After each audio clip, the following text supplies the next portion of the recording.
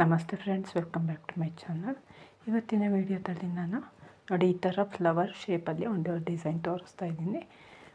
ಒಂದು 5 ಬೀಡನ್ನು, small size 5 ಬೀಡನ್ನು use ಮಾಡಿಕೊಂಡು ಈ ರೀತಿ ಫ್ಲವರ್ ಶೇಪಲ್ಲಿ ವರ್ಕ್ ಮಾಡಿದ್ದೀನಿ.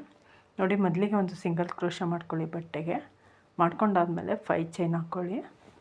5 ಚೈನ್ ಹಾಕ್ಕೊಂಡು ಬಟ್ಟೆಗೊಮ್ಮೆ ಸಿಂಗಲ್ ಕ್ರೋಶ ಮಾಡ್ಕೊಳ್ಳಿ. ನಂತರ ಈಗ ದಾರ ಇನ್ನೊಂದು ಸಿಂಗಲ್ ಕ್ರೋಶ ಮಾಡ್ಕೊಳ್ಳೋಣ. ಅದ್ರ ಪಕ್ಕದಲ್ಲೇ 5 ಚೈನ್ದು ಸಿಂಗಲ್ ಕ್ರೋಶ ಆದಮೇಲೆ ಮತ್ತೊಂದು ಸಿಂಗಲ್ ಕ್ರೋಶ ಮಾಡಿಕೊಂಡು ದಾರ ಮೇಲೆ ಮಾಡಿಕೊಂಡು 5 ಬೀಡನ್ನು ಹಾಕ್ಕೊಳ್ಳೋಣ. ಈ ರೀತಿ ಸ್ಮಾಲ್ ಸೈಜು 5 ಬೀಡ್ ಹಾಕ್ಕೊಂಡಿದ್ದೀನಿ.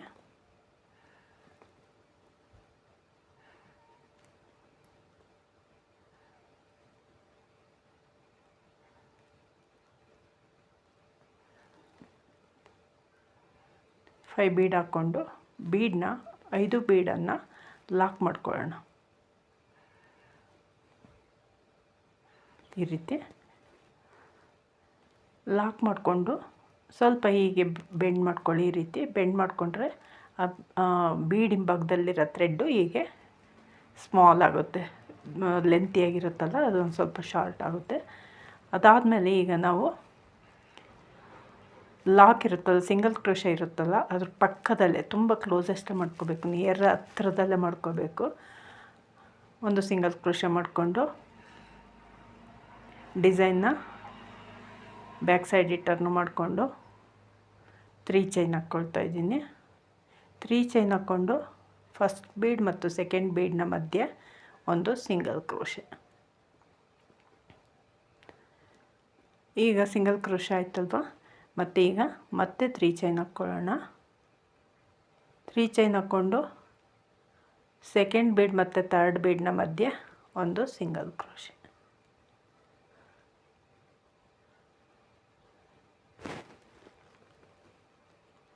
ಅದೇ ರೀತಿ 3 ಚೈನ್, ಅಂದರೆ ಪ್ರತಿಯೊಂದು ಬೀಡ್ನ ಮೇಲ್ಭಾಗದಲ್ಲಿ 3 ಚೈನ್ದು ಒಂದು ಎಳೆ ಬರುತ್ತೆ. ಅದರಲ್ಲಿ ನಾವು ವರ್ಕ್ ಮಾಡಬೇಕು. ನೆಕ್ಸ್ಟ್ ಪೆಟಲ್ಸ್ ಮಾಡಬೇಕಲ್ಲ, ಆ 3 ಚೈನ್ ಏನು ಹಾಕಿದ್ದೀವಿ ಈಗ ಆ 3 ಚೈನ್ ಮೇಲೆ ಮಾಡ್ಕೋಬೇಕು.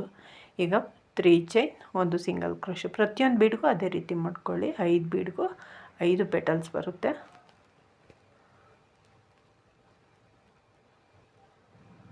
ಈಗ ಲಾಸ್ಟ್ ಒಂದು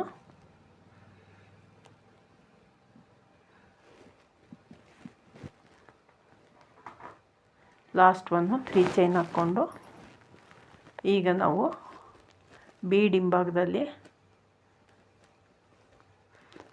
ಸಿಂಗಲ್ ಕ್ರೋಶ ಮಾಡಿದ್ವಲ್ಲ, ಅಲ್ಲಿಗೆ ಒಂದು ಸಿಂಗಲ್ ಕ್ರೋಶ ಮಾಡ್ಕೊಳ್ಳೋಣ. ಬಟ್ಟೆಗೆ ಸ್ಟಾರ್ಟಿಂಗಲ್ಲಿ ಯಾವ ರೀತಿ ಮಾಡಿದ್ವೋ ಎಂಡಿಂಗಲ್ಲೂ ಕೂಡ ಅದೇ ರೀತಿ ಮಾಡ್ಕೊಂಡಾದ್ಮೇಲೆ ಮತ್ತೊಂದು ಸಿಂಗಲ್ ಕ್ರೋಶ ಇದೆಯಲ್ಲ, ಆ ಸಿಂಗಲ್ ಕ್ರೋಶ ಮೇಲೆ ಮತ್ತೊಂದು ಸಿಂಗಲ್ ಕ್ರೋಶ ಮಾಡ್ಕೊಳ್ಳೋಣ. ಫಸ್ಟ್ ಸಿಂಗಲ್ ಕ್ರೋಶಕ್ಕೆ ಲಾಕ್ ಮಾಡ್ಕೊಳ್ಳಿ, ಸೆಕೆಂಡ್ ಸಿಂಗಲ್ ಕ್ರೋಶಗೆ ಮತ್ತೊಂದು ಲಾಕ್ ಮಾಡ್ಕೊಳ್ಳಿ. ನಂತರ ಈಗ ಡಿಸೈನ್ನ ಫ್ರಂಟಿಗೆ ತಗೊಂಡು 3 ಚೈನ್ದು ಗ್ಯಾಪ್ ಇದೆಯಲ್ಲ ಪ್ರತಿಯೊಂದು ಬೀಡ್ ಮೇಲೆ, ಅಲ್ಲಿಗೆ ಫಸ್ಟ್ ಒಂದು ಸಿಂಗಲ್ ಕ್ರೋಶ ಮಾಡ್ಕೊಳ್ಳೋಣ. ನಂತರ ಒಂದು 3 ಚೈನ್ ಹಾಕ್ಕೊಳ್ಳೋಣ, ಒಂದು ಚೈನ್ ಹಾಕ್ಕೊಳ್ಳೋಣ. ಚೈನ್ ಹಾಕ್ಕೊಂಡು ಈಗ ಒಂದು ಡಬಲ್ ಕ್ರೋಶ ಕಂಬ ಮಾಡ್ಕೊಳ್ಳೋಣ ಅದರೊಳಗಡೆ.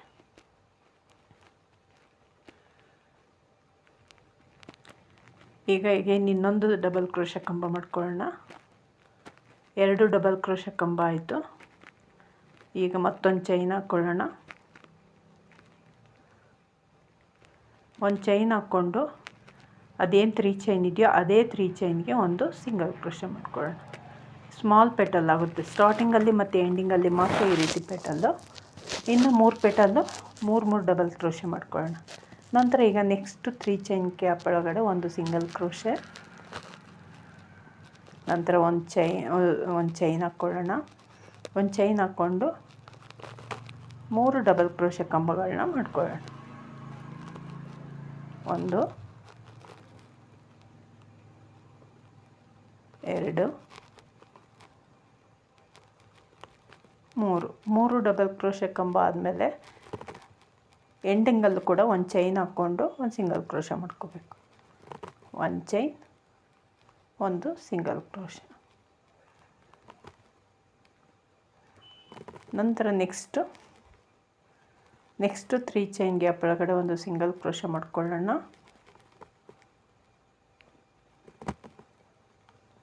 ಸಿಂಗಲ್ ಕ್ರೋಶೆ ಮಾಡ್ಕೊಂಡಾದ್ಮೇಲೆ ಒಂದು ಚೈನ್ ಹಾಕ್ಕೊಳ್ಳೋಣ. ಒಂದು ಚೈನ್ ಹಾಕ್ಕೊಂಡು 3 ಡಬಲ್ ಕ್ರೋಶೆ ಕಂಬ ಮಾಡ್ಕೊಳ್ಳೋಣ. 3 ಪೆಟಲ್ಗೆ 3 ಡಬಲ್ ಕ್ರೋಶೆ ಕಂಬ ಮಾಡ್ಕೊಂಡಿದ್ದೀವಿ. ಸ್ಟಾರ್ಟಿಂಗಲ್ಲಿ ಮತ್ತು ಎಂಡಿಂಗಲ್ಲಿ ಬರುತ್ತಲ್ಲ ಆ ಪೆಟಲ್ಗೆ ನಾವು 2 ಡಬಲ್ ಕ್ರೋಶೆ ಮಾಡಿಕೊಂಡು ಸ್ವಲ್ಪ ಸ್ಮಾಲ್ ಸೈಜ್ ಪೆಟಲ್ ಮಾಡ್ಕೊಂಡಿದ್ದೀವಿ. ಕಾರಣ ಇಷ್ಟೇ, ಅದು ಓವರ್ಲ್ಯಾಪ್ ಆಗಬಾರ್ದು, ಮೇಲೆ ಒಂದ್ರ ಮೇಲೆ ಹಿಂಗೆ ಸ್ವಲ್ಪ ಸುಕ್ ಬಂದಿರೋ ಥರ ಆಗಬಾರ್ದು. ಸೊ ಹಂಗಾಗಿ ಈ ರೀತಿ ಮಾಡ್ಕೊಂಡಿದ್ದೀನಿ. 3 ಚೈನ್ ಆದಮೇಲೆ 3 ಡಬಲ್ ಕ್ರೋಶೆ ಆದಮೇಲೆ ಒಂದು ಚೈನ್ ಹಾಕ್ಕೊಂಡು ಒಂದು ಸಿಂಗಲ್ ಕ್ರೋಶೆ ಮಾಡ್ಕೊಳ್ಳಿ. ನಂತರ ನೆಕ್ಸ್ಟು 3 ಚೈನ್ ಗ್ಯಾಪ್ ಒಳಗಡೆ ಒಂದು ಸಿಂಗಲ್ ಕ್ರೋಶೆ ಮಾಡಿಕೊಂಡು ಒಂದು ಚೈನ್ ಮಾಡ್ಕೊಳ್ಳೋಣ. ಒಂದು ಚೈನ್ ಹಾಕ್ಕೊಂಡು ಈಗಲೂ ಕೂಡ ನಾವು 3 ಡಬಲ್ ಕ್ರೋಶೆ ಕಂಬ ಮಾಡ್ಕೊಳ್ಳೋಣ. 1 2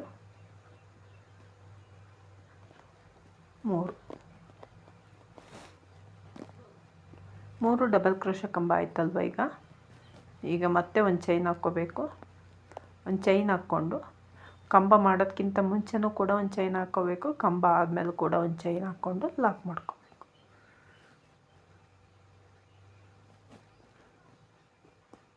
ಈ ಡಿಸೈನ್ಗೆ ನೀವು ಕುಚ್ಚು ಹಾಕಿದರೆ ಒಂದು 700 to 800 ಚಾರ್ಜ್ ಮಾಡ್ಬೋದು. ವಿತೌಟ್ ಕುಚ್ಚು ಆದರೆ ಒಂದು 500 600 ಚಾರ್ಜ್ ಮಾಡ್ಬೋದು. ನಂತರ ನೆಕ್ಸ್ಟ್ 3 ಚೈನ್ ಗ್ಯಾಪ್ ಒಳಗಡೆ ಒಂದು ಸಿಂಗಲ್ ಕ್ರೋಶೆ ಮಾಡಿಕೊಂಡು ಒಂದು ಚೈನ್ ಹಾಕ್ಕೊಂಡು 2 ಡಬಲ್ ಕ್ರೋಶೆ ಕಂಬ ಮಾಡ್ಕೊಳ್ಳೋಣ. ಇದು ಲಾಸ್ಟ್ ಪೆಟಲ್ ಅಲ್ಲ, ಸೊ ಹಂಗಾಗಿ 2 ಡಬಲ್ ಕ್ರೋಶೆ ಕಂಬ ಮಾಡ್ಕೊಳ್ತಾ ಇದ್ದೀನಿ. ಮತ್ತೊಮ್ಮೆ ಹೇಳ್ತಾ ಇದ್ದೀನಿ, ಸ್ಟಾರ್ಟಿಂಗಲ್ಲಿ ಎಂಡಿಂಗಲ್ಲಿ ಮಾತ್ರ 2 ಡಬಲ್ ಕ್ರೋಶೆ ಕಂಬ. ಇನ್ನು 3 ಪೆಟಲ್ಗೆ 3 ಡಬಲ್ ಕ್ರೋಶೆ ಕಂಬ ಮಾಡ್ಕೊಂಡಿರೋದು. ಸಾರಿ, 2 ಕಂಬ ಮಾಡ್ಕೊಳ್ಳೋಣ. ಇಲ್ಲಿ 3 ಕಂಬ ಬೇಡ.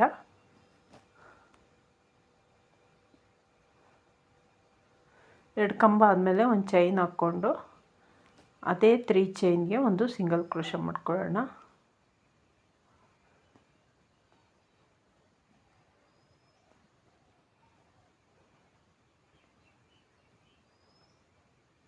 ನಂತರ ಬಟ್ಟೆಗೆ ಸಿಂಗಲ್ ಕ್ರೋಶೆ ಮಾಡಿದ್ದೀವಲ್ಲ, ಆ ಬಟ್ಟೆಗೆ ಮಾಡಿರೋ ಸಿಂಗಲ್ ಕ್ರೋಶೆ ಪಕ್ಕದಲ್ಲಿ ಒಂದು ನೋಡಿ ಈ ರೀತಿ ಸುಕ್ ಬರಲ್ಲ, ನೀಟ್ ಫಿನಿಶಿಂಗ್ ಬರುತ್ತೆ. ಪೆಟಲ್ ತುಂಬ ದೊಡ್ಡದ ಒತ್ತಾಯಿತು ಅಂದರೆ ಒಂದು ಸ್ವಲ್ಪ ಸುಕ್ ಬರುತ್ತೆ. ಸೊ ಹಂಗಾಗಿ ನಾನು ಈ ರೀತಿ ಮಾಡ್ಕೊಂಡಿದ್ದೀನಿ.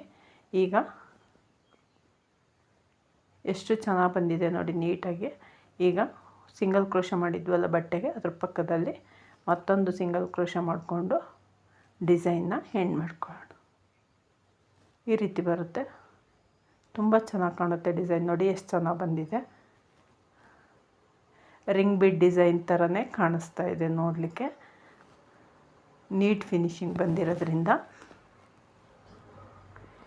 ನೀವು ಕುಚ್ಚಿಗೆ ಜಾಗ ಬೇಕು ಅಂದರೆ ನಾನಿಲ್ಲಿ 5 ಚೈನ್ ಹಾಕ್ಕೊಂಡಿದ್ದೀನಿ. ನೀವು ಬೇಕು ಅಂದರೆ ಕುಚ್ಚಿಗೆ 3 ಚೈನ್ನ 3 ಟೈಮ್ಸ್ ಹಾಕ್ಕೊಳ್ಳಿ. ಆವಾಗ ನಿಮಗೆ ಕುಚ್ಚು ಹಾಕಲಿಕ್ಕೆ ಜಾಗ ಚೆನ್ನಾಗಿ ಕರೆಕ್ಟಾಗಿ ಹೋಗುತ್ತೆ. ನೋಡಿ, ಇಷ್ಟ ಆಗಿದೆ ಅಂದ್ಕೊಂಡಿದ್ದೀನಿ ವೀಕ್ಷಕರೇ. ಇಷ್ಟ ಆಗಿದ್ದರೆ ಒಂದು ಲೈಕ್ ಕೊಡೋದನ್ನು ಮರಿಬೇಡಿ. ಯಾರೆಲ್ಲ ಸಬ್ಸ್ಕ್ರೈಬ್ ಮಾಡ್ಕೊಳ್ದೆ ನೋಡ್ತಿದ್ದೀರಾ, ಪ್ಲೀಸ್ ಸಬ್ಸ್ಕ್ರೈಬ್ ಮಾಡ್ಕೊಳ್ಳಿ, ಸಪೋರ್ಟ್ ಮಾಡಿ. ನಿಮ್ಮ ಅನಿಸಿಕೆಗಳನ್ನ ಕಮೆಂಟ್ ಬಾಕ್ಸಲ್ಲಿ ತಿಳಿಸಿ. Thank you for watching. Bye.